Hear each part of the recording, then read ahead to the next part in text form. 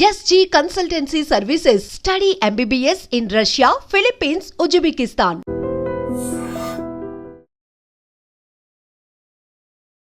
Hi hello welcome to I dream. నేను మీ కాజల్. ప్రస్తుతం మనతో పాటు స్టాక్ మార్కెట్ అనాలిస్ట్ శ్రీరామచంద్రమూర్తి గారు ఉన్నారు. ఆయనతో మాట్లాడతాం.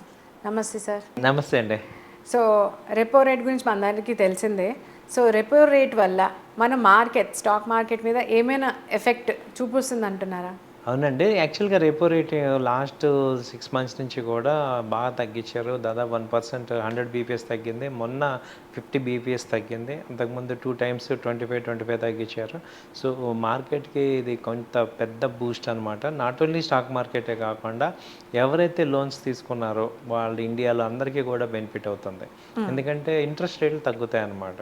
అంటే దానివల్ల ఏంటి, మనం ఈఎంఐ కట్టాల్సిన ఈఎంఐ దాదాపు తగ్గిపోతుంది.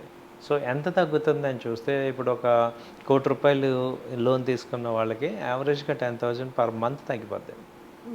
1% అంటే దాదాపు 9% నుంచి 8% అనుకోండి. 1% లాస్ట్ 6 monthsగా రెపో రేట్ తగ్గిస్తే 1% 10,000 ఈజీగా తగ్గుతుంది. సో అదొక చాలా బెనిఫిట్ అనమాట. సో అయితే ఇప్పుడు ఏం చేయొచ్చు అంటే, దానివల్ల మనకి వెహికల్ లోన్స్లో కానీ ఈఎంఐలు తగ్గటం వల్ల మేజర్గా ఏమవుతుందంటే, వీళ్ళందరూ ఇప్పుడు ఈ అమౌంట్ మనకి ఎక్స్ట్రా మార్కెట్లోకి రావటం వల్ల, మన కస్టమర్ చేతిలో ఉండటం వల్ల వాళ్ళు ఏం చేస్తారంటే ఇద్దరు ఎక్స్పెన్సెస్ అన్న చేయొచ్చు, లేదంటే ఇన్వెస్ట్మెంట్ అన్న చేయొచ్చు. సో ఇప్పుడు ఈవెన్ ఆ ఎక్స్పెన్సెస్తో ఆ మిగిలిన డబ్బుతో ఏదన్నా కొన్నా కానీ జీడిపి పెరుగుతుంది. ఎందుకంటే ఆ కంపెనీస్ ఏవైతే ఉంటాయో వాటి సేల్స్ పెరుగుతాయి ఎక్స్ట్రా. అసలు మన దగ్గర మనీ లేకపోతే ఏం కొనలేం. ఇప్పుడు మనీ ఉందనుకోండి, కాబట్టి ఎంతో కొంత ఖర్చు పెట్టేస్తాం. కాబట్టి ఖర్చు పెట్టాము అంటే ఏదో ఒక ప్రోడక్ట్ కొంటామో, సర్వీస్ కొంటామో, ఏదో ఒకటి చేస్తాం. కాబట్టి మనకి అది బెనిఫిట్ అవుతుంది. అది ఇండైరెక్ట్గా ఎకానమీకి బెనిఫిట్ అవుతుంది. లేదు నేను ఖర్చు పెట్టను, ఇన్వెస్ట్ చేస్తాను అన్న, ఇన్వెస్ట్మెంట్ అంటే స్టాక్ మార్కెటే కాబట్టి స్టాక్ మార్కెట్లో ఇన్వెస్ట్ చేయడానికి అవకాశం ఉంటుంది. కాబట్టి లేదా మ్యూచువల్ ఫండ్స్లో ఆ అమౌంట్ని మ్యూచువల్ ఫండ్స్లో ఎస్ఐపి రూపంలో తీసుకురావడం వల్ల ఈ స్టాక్ మార్కెట్కి ఏంటంటే మళ్ళీ వెల్త్ క్రియేట్ అవుతుంది. సో షేర్స్ పెరుగుతుంటాయి. సో ఇప్పుడు ఆల్రెడీ ఇండియా వచ్చి 4th largest ఎకానమీ అయిపోయాం. అంతకుముందు 5th ఉండేది, ఇప్పుడు 4th largestకి వచ్చాం. సో దీనివల్ల ఏమవుతుందంటే జీడిపి పెరుగుతుంది. దాదాపు 7.4% జీడిపి ఉంది. అది ఎవ్రీ ఇయర్ గ్రోత్ రేట్ కూడా పెరుగుతుంది. కాబట్టి మనకి ఈ ఇంట్రెస్ట్ రేట్లు తగ్గటం అనేది యాక్చువల్గా బూస్టప్ అవుతుంది. సో అలాగే చాలా సెక్టార్స్ కూడా బెనిఫిట్ అవుతుంది. ఎందుకంటే ఇప్పుడు ఇంట్రెస్ట్ రేట్లు తగ్గటం వల్ల అందరూ కూడా కొత్తగా హౌస్ కొందామని చూస్తారు. సో హౌసింగ్ సెక్టర్ పెరుగుతుంది. దానివల్ల రియాలిటీ సెక్టర్స్కి, ఇన్ఫ్రాస్ట్రక్చరు, ఈ కంపెనీస్ అన్నిటికీ బాగా బూస్ట్ అవుద్ది. అలాగే స్టాక్ మార్కెట్ పరంగా తీసుకుంటే ఈ బ్యాంకింగ్ సెక్టర్ కానీ, ఫైనాన్స్ సెక్టర్ కానీ, ఇప్పుడు ఫైనాన్స్ సెక్టర్కి అడ్వాంటేజ్ ఏంటి, లోన్స్ ఎక్కువ ఇవ్వడానికి అవకాశం ఉంటుంది. ఇంట్రెస్ట్ తక్కువ కాబట్టి ఎక్కువ మంది తీసుకుంటారు. అది వాళ్ళకి అడ్వాంటేజ్. సో అందువల్ల ఏమవుతుందంటే ఓవరాల్గా ఇండియా గ్రోత్ అనే దానికి ఈ ఇంట్రెస్ట్ రేట్లు అనేది చాలా పాజిటివ్ బూస్టప్ వేస్తాయి. ఇన్ ద లాంగ్ రన్లో ఇంకా చాలా బాగా వస్తుంది. కాబట్టి ఇప్పుడు స్టాక్ మార్కెట్ మీద మనం ఏవైతే ఈ ఆటోమొబైల్ కంపెనీస్ కానీ, తర్వాత ఇన్ఫ్రాస్ట్రక్చర్ కంపెనీస్, రియాలిటీ కంపెనీస్, తర్వాత బ్యాంకింగ్ సెక్టర్స్, ఇవన్నీ కూడా మీరు మంచి కంపెనీస్ సెలెక్ట్ చేసుకుంటే లాంగ్ టర్మ్లో మంచి గ్రోత్ ఉండే అవకాశాలు ఉన్నాయి. ఎందుకంటే ఇంకా బూస్టప్ అవుతున్నాయి అంటున్నారు. సో ఆర్బీఐ గవర్నర్ కూడా చాలా పాజిటివ్గానే ఉన్నారు ఇండియా అవుట్కమ్ మీద. సో అవన్నీ పాజిటివ్గా ఉన్నాయి. ఓకే. సో ఎప్పుడు మనం అసలు ఊహించలేదు దట్ రెపో రేట్స్ అనేవి ఇంత తగ్గుతాయని. సో అది తగ్గడం వల్ల మన గ్రోత్ పెరుగుతుంది. That is helpful for us అని చెప్తున్నారు. అవునండి. ఓకే. అవునండి. ఇది ఏంటంటే మనకి యాక్చువల్గా లాస్ట్ 2 years బ్యాకే జరిగేది. బట్ ఈ యుద్ధాల వల్ల వీటన్నిటి వల్ల కూడా మనకి ఇండియా గ్రోత్ ఆగింది. బట్ ఇమీడియట్గా ఫాస్ట్గా రికవర్ అయిపోయింది. మొన్న ఇంకోటి కూడా పాకిస్తాన్ యుద్ధం వల్ల కూడా యాక్చువల్గా నెగిటివ్ వద్దనుకున్నాం, కానీ పాజిటివ్ అయింది. ఎందుకంటే మన యొక్క డిఫెన్స్ సెక్టర్లో ఆ యొక్క ఆయుధాల యొక్క ఇంపార్టెన్స్ వల్ల అన్ని కంట్రీస్ మళ్ళీ ఆర్డర్స్ మన ఇండియాకి వచ్చింది. ఇంతవరకు ఈ డిఫెన్స్ ఎక్స్పోర్ట్స్ తక్కువ ఉన్నాయి, మనకి ఎక్కువ కన్జంప్షన్ ఉండేది. అలాంటిది ఇప్పుడు ఏంటంటే వేరే కంట్రీస్ కూడా ఆర్డర్ బుక్ ఇచ్చి మీరు మాకు ఆయుధాలు సప్లై చేయండి అంటున్నారు. సో అలా మనం ఎక్స్పోజ్ అవుతున్నాం అన్ని వరల్డ్ మొత్తం మీద కూడా. సో ఛాన్సెస్ మన గ్రోత్ అనేది బాగా ఉంది. నెక్స్ట్ 3-4 yearsలో చెప్తున్నట్టు 3rd largest ఎకానమీ కూడా మనం అవ్వచ్చు.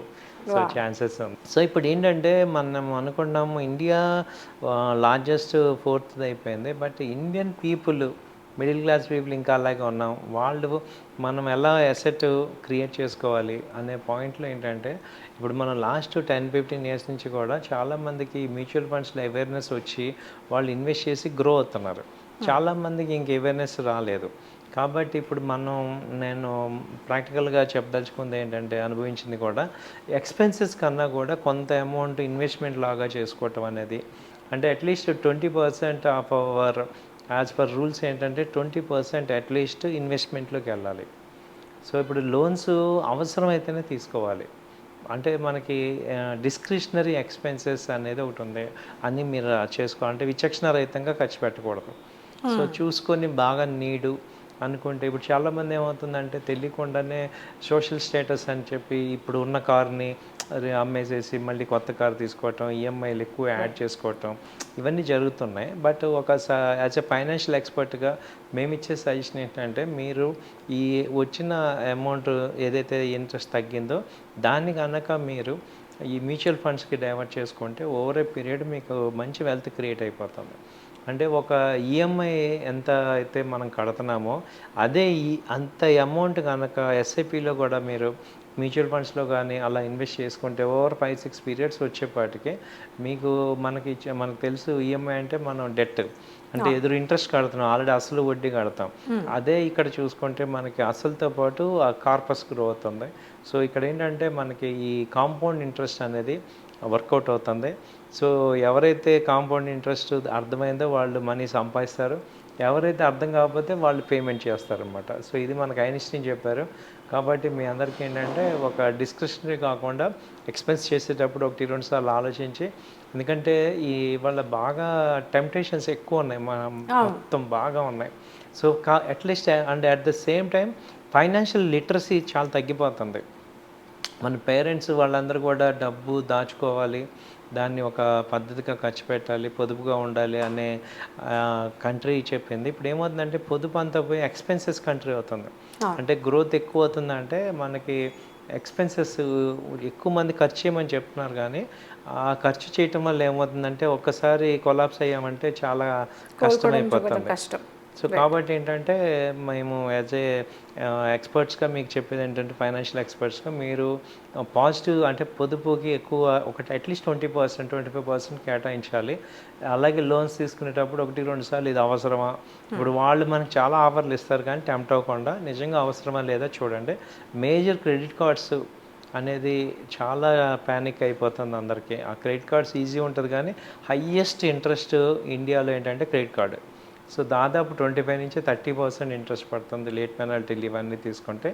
దాన్ని మాత్రం మీరు డిస్క్రిషనరీ కాకుండా నార్మల్గా ఉండేటట్టు చూసుకుంటే చాలా బెటర్. ఎందుకంటే చాలామంది మాకు ఇలా క్రెడిట్ కార్డ్స్లో ఇలా అయిపోయామంటే 4-5 కార్డులు తీసుకుందాం, ఎక్స్పెన్సెస్ అయిపోయినాయి, వీటిని ఏం చేయాలి అని వస్తుంటారు.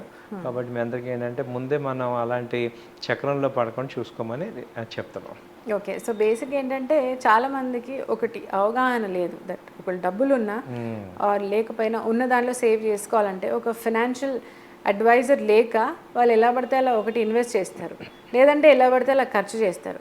So if they get to know that there is a good financial advisor, okay మార్కెట్లో ఇలా కూడా ఉన్నారు అన్నప్పుడు they will go where they will get the help. So they can seek your help. So కింద మీ నంబర్ ఇచ్చేస్తే వాళ్ళ నంబర్కి కాల్ చేసేసి చక్కగా మీతో మాట్లాడి ఒక మంచి అడ్వైస్ తీసుకుంటే they can go in a healthy way. అవునండి. ఓకే అండి, thank you so much for wonderful information. Thank you so much.